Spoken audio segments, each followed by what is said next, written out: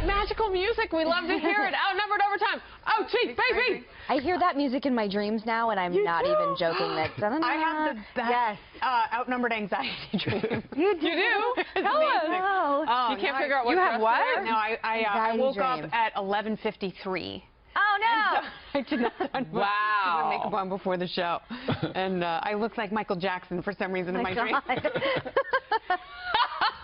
That would never happen. No. Wow. You're not sleeping until noon. You have kids.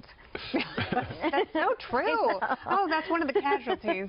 You gotta get up Wow. early. I love it that Megan has a real reason for why that would never happen. You have children. Me, maybe, but you. Oh, but the relief when you wake up from a bad dream like that, especially funny anxiety dreams, like, You know, I used to get in my them mouth. when I was in local news. I hate would that get dream. anxiety dreams about showing up for the local news late and having on like completely inappropriate Like clothing, like yoga from like the clothes. night before. Judge, where'd you get that pen? Oh, I knew somebody I was told going you to it was say Sandra's. it. Here you go. Oh my gosh, I your thought it was pen? gone forever. Is that your pen? I found it over by the computer. Can I And I hid it explain during- I this? hid it under the yellow paper. highlighter too? No, I didn't look for that. I So hid it under this the pen paperwork. is like those that you grew up with where you push a button and it writes a different color. Mm-hmm. Yeah. Very important There pen we go. because And when I you can sat down, I said, quickly "That's make Sandra's edits You did? with a red. yeah. Kennedy knows the drill. She keeps like You a set of you pens on your. A rainbow of Sharpies on the I know. desk on the Kennedalia show on the Fox Business One of Network, my- weeknights at 8 p.m. Eastern. Right on the FBN. One of my coveted channel finder if you And- don't have. gifts and midnight. from being on Which I FBN will is be a on tonight. navy blue Sharpie That's right. that Kennedy gave me. It kind of feels like you And I watched have in your driven- Nancy Pelosi. I've drawn there. so many hearts. and other things. oh my gosh, the world is falling apart because of Donald Trump. I've already drafted impeachment articles. Oh my goodness. Oh, you know what? Let's talk about that for a second. So where are Maxine Waters and some of these others going with impeachment? Talk to me about how the law works, Judge. What are they going to impeach him on? What is Yeah. the- Okay, well then what there is you the- go. Let's move on. What is the high crime and misdemeanor that he's committed? They don't like him.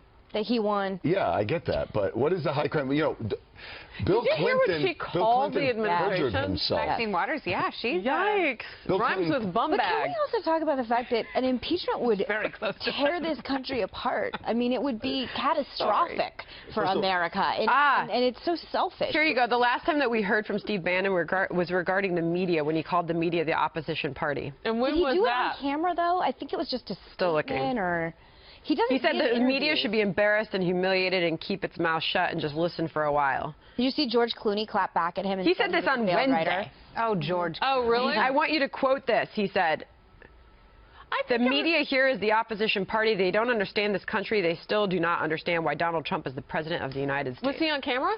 It does not I think say it's that. just a statement. Yeah. I think the audience will understand that we thought, like we were talking about, we couldn't remember the sound of his voice. Yeah. Okay, I'm going to make a. Oh, it was definitely I'm gonna not on make a wager. camera. It's yeah, I don't think anybody's Saturday had Night him. Live is not going to have Rosie O'Donnell play Steve Bannon. First of all, she's not fun anymore. Because nobody would know who she's She's playing. lost her mind. She used to be funny at one Her point. She used to Twitter be is very next level. Have you seen her Twitter? Is No, I crazy. can't. It's like shares. Were you the one? Someone got her and Roseanne Barr to start fighting one day. No, Oh, I that's thought you were going to say everything. they got them confused. So they actually, just to further, I'll finish this here. Okay. They could not find anything on tape.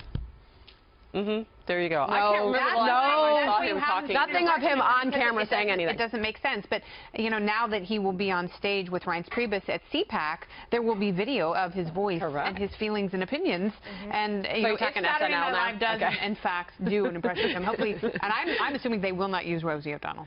Can we talk about SNL for just a second? I know you used to work there, Megan. I did. You really think that it's a problem when they parody you and the character is too good? Why? Because I think it has the opportunity, and I would say in the case of Melissa McCarthy, of taking on a life of its own. I mean, people now refer to Sean Spicer as Melissa. I've seen it on TV. I think Bill Maher did it over the weekend, even though obviously he has his own agenda. And I think when it's too funny and too good, it can take on a life of its own. I always debate that SNL sincerely hurt Sarah Palin and her reputation and her career. She could have come back from it, but I think if you don't play along and you don't think it's funny, I worry. I told you I would have told Sean Spicer to bring out a squirt gun, or a squirt gun, but you know, like the water one, when his first press conference to make a Or a joke out wad of it. gum. If There are a you lot of thought that he was That's capable something. of being funny and making a joke out of He it. is. Maybe He's he's self-aware. He's very funny. Yeah. He's very affable. It was probably Maybe he directed to just was not up for it. respond to it. They gave SNL too much power, though. I mean, our president going after it, it turns them into, like, you know, sort of like rock and roll resistance against Donald Trump for people that hate him so much. And I would have just been like, it's a parody, it's funny, You know, I'm president. It would be funny if he had that podium on a Segway. Yes. I mean, if he actually did something literally like that. I finally tuned into SNL for the first time with all this going on. I hadn't seen any of the other ones when they were happening. I just saw the clips. It hasn't been good in a long time. And then it was a rerun on Saturday night. A friend of from 2013. mine texted me today, I don't know if it's true, maybe you would probably know,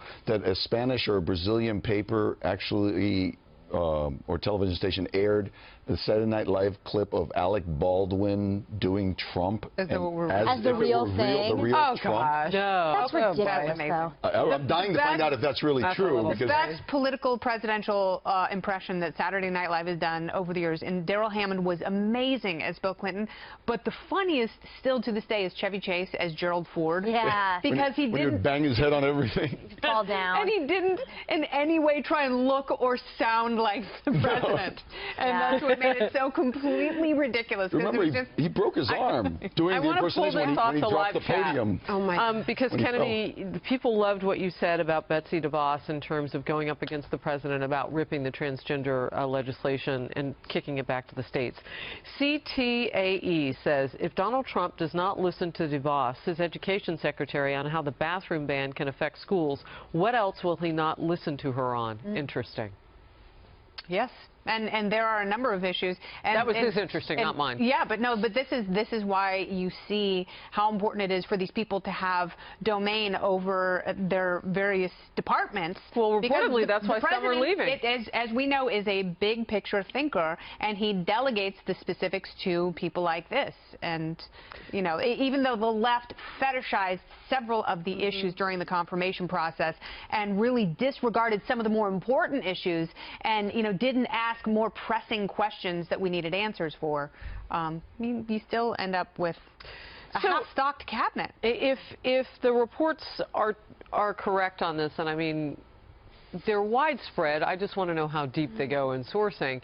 But Secretary of State Rex Tillerson said not to be very happy right now for the very reason that you're pointing out, that he doesn't feel like he has that, according to reports, autonomy to rule his own roost, to hire who he wants. And of course, we've heard reports about this with the person that they were going to try to put up behind General Flynn, Bob Harwood.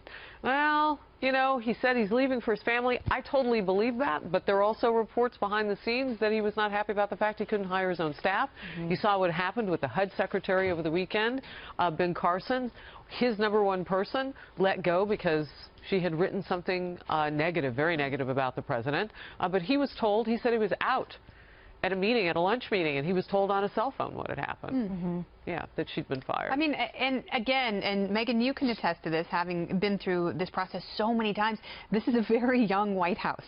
You know, the president just started his 2nd month, and it actually happens with every administration. Yeah. But I think that a lot of these personnel issues, and the president does have a very strong personality. He's also used to having been in the limelight for decades, which is different for most presidents who come to this sort of scrutiny fairly new. They're newbies. Yeah. But, you know, it's going to take some time for them to get their legs underneath them, and, you know, you have to be confident and not just attack every single thing, because that in and of itself gets exhausting. Yeah, well, not to mention the fact that every president deserves to have people around him whom he can trust. Yeah. And because of the leaks out of the White House in this administration, you could certainly understand if he were a little heavy-handed in terms of you stay, you go, you stay, you go. Yeah. And some say that he hasn't fired enough people. We've talked about it on this couch. What are you seeing on Facebook Live? You are just buried in there. Well, you know how Facebook Live is, the comments come in super fast. So shout-outs? I love the shout-out. You can send in some. Let's see. A lot of people talking about the bathroom issue. Yeah. It's a hot topic. Some people talking on the live Somebody's chat. trying to be funny and said, this Halloween I'm going to dress up as a Democrat and contradict myself all night. Artemis once says that Sandra won't let go of that great pen. I don't want to be. I'm sorry, what did you say? Artemis once says that Sandra won't let go of that pen. I know the feeling. You know what? And I'll pass this over to you. Oh, wait, you took each other's pens. Oh, Hold on tight to that pen. Like Senator Bob Dole. It is kind of a little interesting that the counter, if you will, the counter point of view for the administration hasn't turned out to be the journalists as much as it has SNL. And I guess that's how it's not supposed to be. Megan says it's supposed to be representing both sides. It traditionally was up until 8 years ago, and then they went full left, and now they've gone full socialist. But I love my time working there. I think it's more fun. a comment on journalists than it is SNL. Ooh. Uh-oh. Okay, the mic's on the floor. He dropped it. Judge, thanks for bringing the sunshine from Florida. Whoa, no, that's just Sandra's pen. See you tomorrow. Not anymore. That's it.